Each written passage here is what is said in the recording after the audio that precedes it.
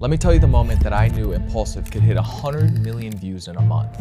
It wasn't a viral guest, it wasn't Logan's name, it wasn't a perfect episode. It was the day that short form platforms ended up taking off. I'm talking back to when TikTok just started its rise and podcasts just started to realize how big it could be if they started implementing more TikToks. And then right around that same time was when YouTube Shorts started to take off itself and that short form revolution took off. It was then in that moment where I realized if we were able to capitalize on this opportunity, on this short form revolution, we could make Impulsive into something that no other podcast has even touched before. And today I'm gonna break down exactly how we did it from somebody who has been working with Impulsive for over 6 years. I'm the co-owner and content producer for Impulsive Podcast. Over the last 6 years, I have my hands in carrying around the equipment, setting up the podcast, editing the full episode, posting the full episode, being a guy who oversees and gives notes on all of the clips, and even had my hand in creating so many of the clips, but now I have my hand kind of overseeing everything. And when I joined Impulsive, we were at 1.8 million YouTube subscribers,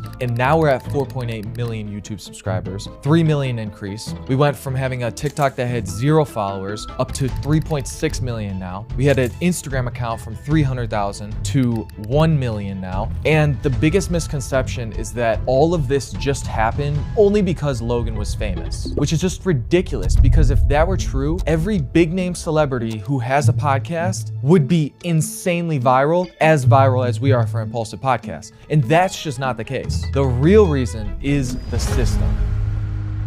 The moment that changed everything for us was flashing back to 2021 when we interviewed KSI, and this is the first time that Logan and KSI have sat in a room together and they did a long form podcast. And it was obviously one of those situations where the whole internet was around and looked at this video and said, holy shit, this is fucking awesome. The two of the biggest YouTubers are coming together and they're making this podcast. This is incredible. And it was in that moment, right after the podcast, right as we started to see some great numbers for our long form, where I started to realize the value of short form, and that if we were able to take the massive amount of views that we were getting slowly by long form content, if we were able to get those massive long form views, introduce them in that audience to short form views as well, in a new audience to short form views as well, then this episode will go even more viral. And it did. Like, the fact that it's sitting at 19 million views for a podcast is one of the craziest, most highly exponential growth podcasts of all time. And it may not be touching Shannon Sharp's episode that he did with Cat Williams, but still, like, 19 million views is crazy work.